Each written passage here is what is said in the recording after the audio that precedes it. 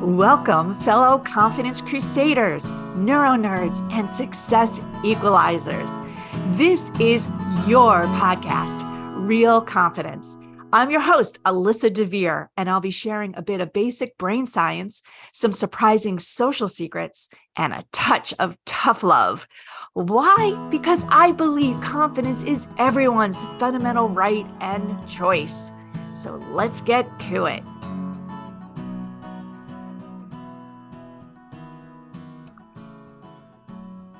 I know you don't all see him, but I'm looking at Jeff Luther on the screen, and I'm kind of psyched to start asking you questions because, Jeff, you had a near-death experience.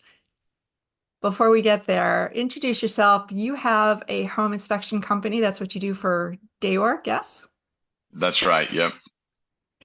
And tell me a little bit like how and why you love doing this kind of coaching and advisory work. What was it that brought you to that place? Oh, wow. All right.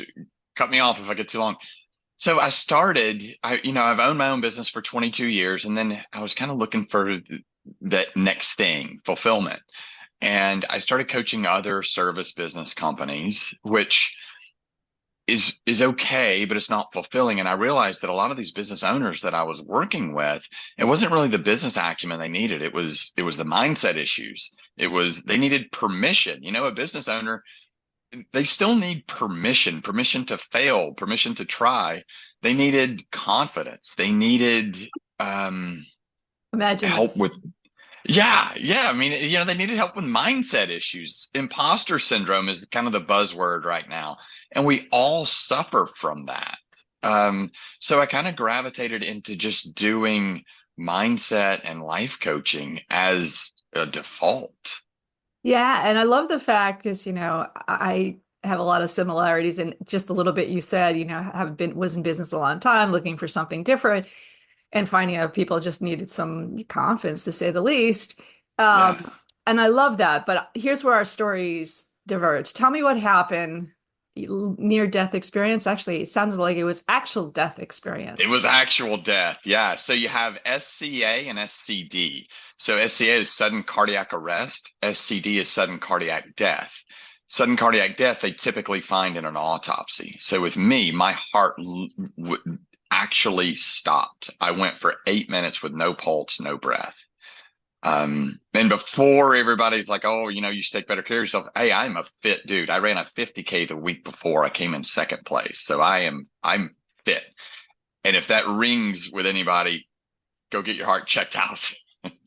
All right, I got like a bazillion questions. First question is, was this the first incident? I mean, was it like out of the blue? You had no idea and boom, stopped?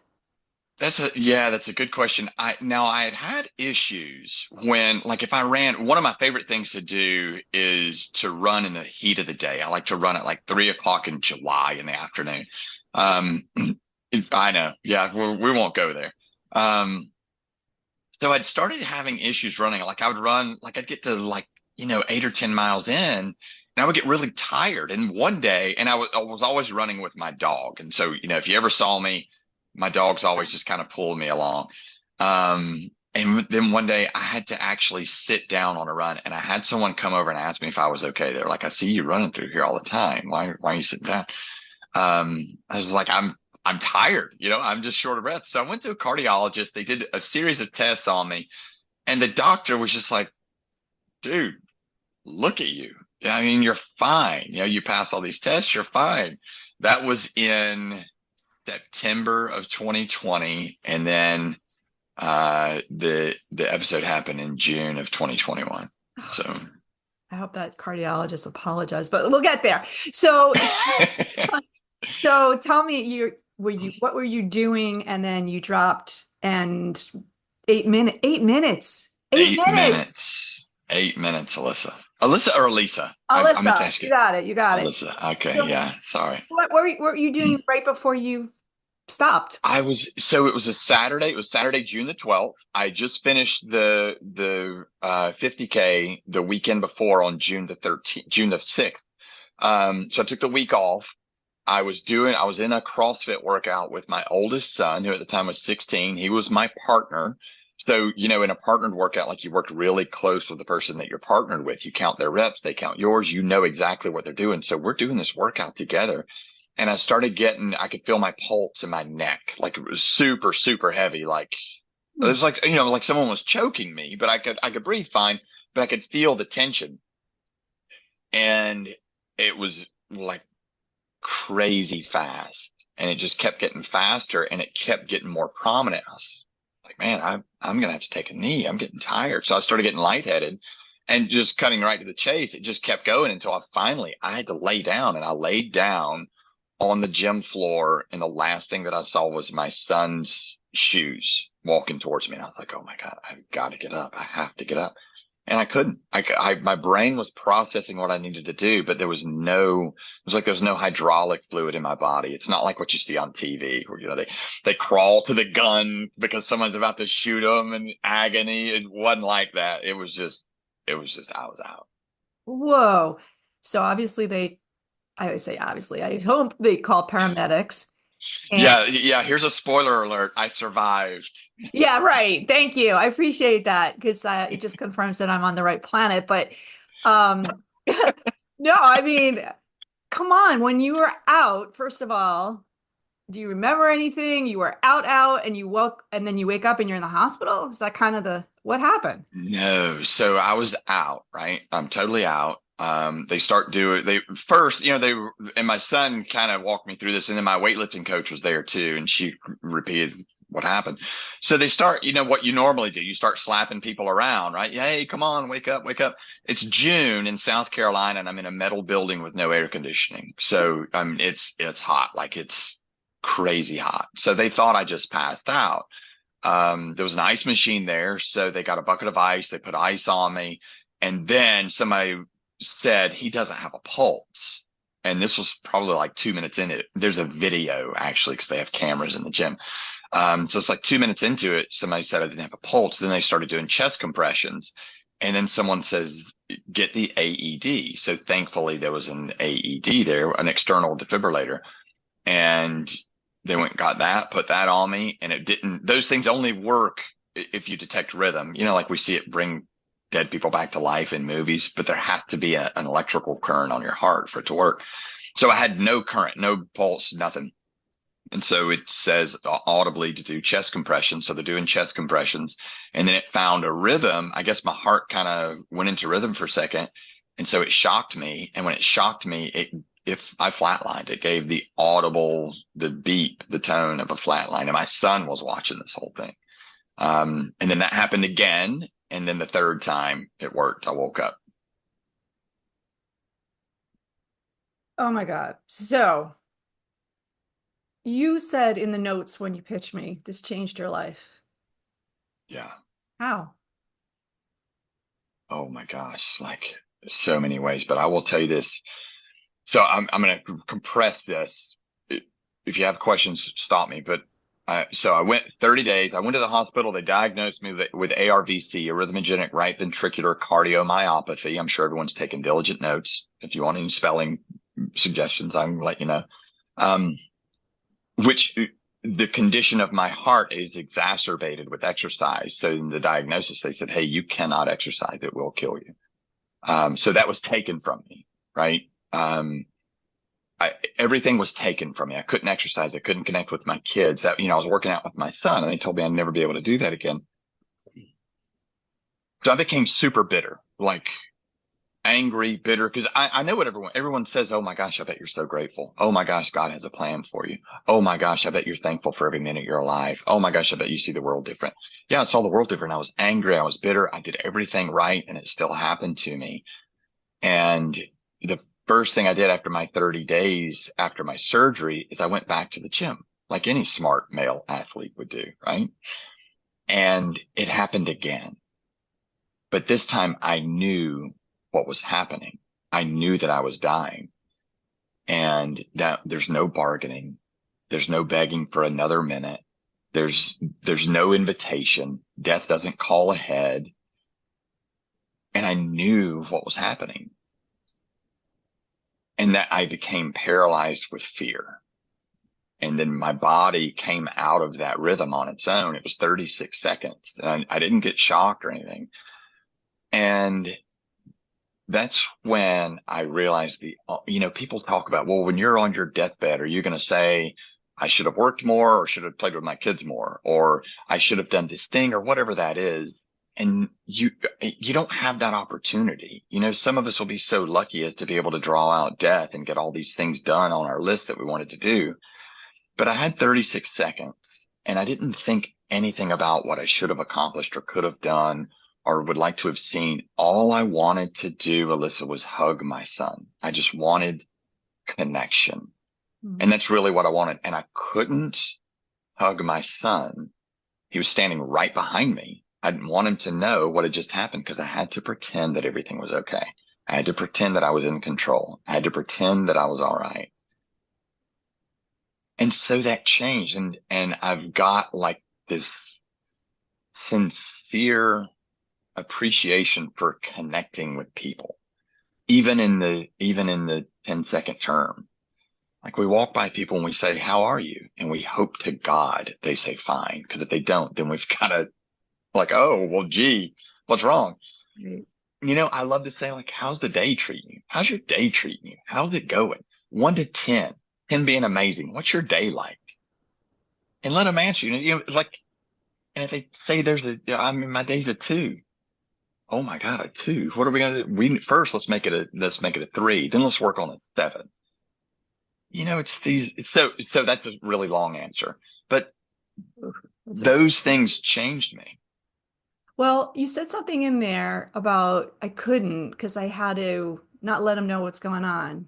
Yeah. That change, or was that because here's the thing for me, I'm like, be vulnerable, man. Like tell them what. Oh yeah, for sure. Yeah. Vulnerability is your superpower. Whoever you are, vulnerability is your superpower. Wow. All Yeah. right. So much more gratitude, appreciation, being present, all those things you kind of said without saying those actual words. What about your son? How did it impact him? Oh, that's a great story. Actually, I have a 30-minute talk on that about connection. Um, for all the parents out there, if you have no takeaway other than this, when it comes to your kids, go to the danger. And this is what I'm talking about. I would ask my son, I knew that something had to be up with my son. I didn't have the trauma. Someone turned the lights out and they turned them back on. That was the episode that I saw. He saw me lying on the floor, turning gray and then pumping on my chest. To him, I was dead. So I would ask him, I was like, Cash, are you okay? And he would say, yeah. And I would say, great. Hey, Cash, do you want to talk to somebody about what happened? He would say, no. I say, are you okay? And he'd say, yeah. And I would say, great. And then we had an instant where something happened in a wrestling match that he was in and a kid got hurt and it was graphic and gory and it was a total accident, nothing intentional by anyone. But my son lost it. Like he lost his shit, like lost his composure, on the wrestling mat. And I had to come out of the stands and grab him and hold him and get him under control. He was totally gone. And he was totally disconnected. And finally he looked at me. I said, Cash, he's going to be okay. He's going to be okay. And I couldn't reach him. I said, Cash, you have to get control. Do you trust me? And he stopped and he looked at me. He said, I cannot hear the sirens. I cannot hear the sirens. He knew an ambulance was coming. And that's when I was like, oh my gosh, I've been hiding from the answers I knew were coming. Because I would ask him, are you okay? Well, what's a 16-year-old teenage boy going to say? Right. No, I need to talk to someone. No, he's going to say, yeah, I'm okay. And that's when I was like, oh my gosh, I've got to connect. I've got to connect with my son. I've got to go to the danger. I've got to get the answers I'm afraid of. Because I had my own road to recovery that was hard enough mentally. Now I knew that I'd be throwing my son's recovery onto that road as well. And there was going to be work to do that, Alyssa, I didn't know that I would be equipped to do. And that was terrifying. And I did not want to hear that my son was broken. Oof. Oof. So here's what I'd like to do. I'm going to take a very quick break, um, because I want to come back to that statement of broken and reconnect it to some of the other folks that you talk to in terms of, does it take near death to fix some of the, maybe not even the trauma, just the imposter syndrome, some of the things that we all suffer from that kind of keep us from doing what we really want to do. So if you bear with me, we're going to just take a couple second break. This podcast was sponsored by the American Confidence Institute. ACI uses basic brain science to quickly raise real, sustained confidence. Our most popular workshop is How to Coach Confidence, and participants often note it's the best training they've ever done. The course teaches a 15-minute methodology that anyone can master to tackle any type of confidence challenge. So if you're a professional coach, maybe you're interested in exploring becoming a coach, or simply want to use some coaching in your everyday job and life, let's talk about bringing a workshop to your workplace or upcoming event. ACI certification can be added and grants ICF or SHRM credit if you need that too. You can check it all out at www.americanconfidenceinstitute.com. Jeff, I am almost like have to remind myself to breathe as you've been telling this story. It's unreal what happens in my head, and I hope I never have to go through it myself, but you clearly did. And like you said, spoiler alert, it's all good right now. But, you know, I don't want to have to go through that kind of situation to awaken some things in myself. I certainly know that your clients, my clients, they're not always that traumatized as you and your son. Um, why what are you finding? I'd love to compare some notes. Like, why do people get stuck in their own ways with that fear of going to places, like you said, of connecting and being vulnerable? What's really the big thing? And I love the fact that I'm talking to somebody who's male, because a lot of our listeners are male. And I think, unfortunately, or for what it's worth, that's where it leans in this particular conversation. Oh, yeah. Yeah, that's you're being kind, I think, in saying that. Yeah, that is where it leans. Vulnerability is not prevalent in men, that's for sure. Um, the brain is broken. That's what I think. So the brain has a job to protect us, and it tells us these things to look out for, right? Look out for this. It goes back to like our caveman days. And so we're constantly focused on what can or what is going to be wrong. And I think that's where a lot of this stems from. So you have this constant feed of safety. The brain's job is to protect us. So it's a constant flight to safety. And the way to do that is to point out what's going to happen that's bad. And that's where we focus. And when I went through all this, when I was in my recovery, I would walk on the beach and I would see people smiling or happy. And I would think, how dare you? Do you have any idea the pain that I'm in? Hmm. And it was so ridiculous. And then, one day I was like, oh my gosh, I tell you, how dare they? Because they choose. They choose to be happy. And I'm choosing to be sad. Oh, amen to that. I love it. Yeah, I love it. I don't know how much you know about me. The name of my book is Confidence is a Choice, right? And right. that's the underlie, but it's sometimes it's easier said than done, right? So For sure. what flipped that switch for you? Maybe you can share that and other people's switches can flip too. What flipped the The switch? the thing, Stop miring in that misery. yeah.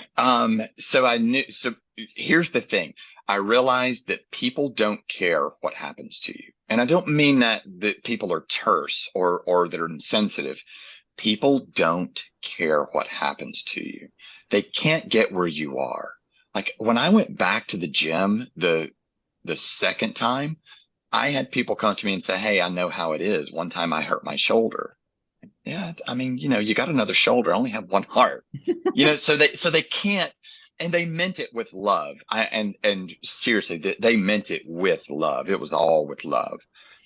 But they can't get where you are emotionally. So they don't care what happens to you, but what they care about is how you respond. And I was responding poorly and I had to figure it out. So the way that I finally got it together, I was like, people are watching me. They're watching how I respond, and I may be a model for just one person in the entire world, but I better be a damn good one. And so I was like, I've got to find, what's great about this? Where's the gratitude? How do I find gratitude? And that's where I started. Gratitude doesn't have to be this big monumental thing. And it's just so elusive to me. And I knew that there were things to be happy about, and I chose not to see them. Well, I am so grateful that you chose to see them.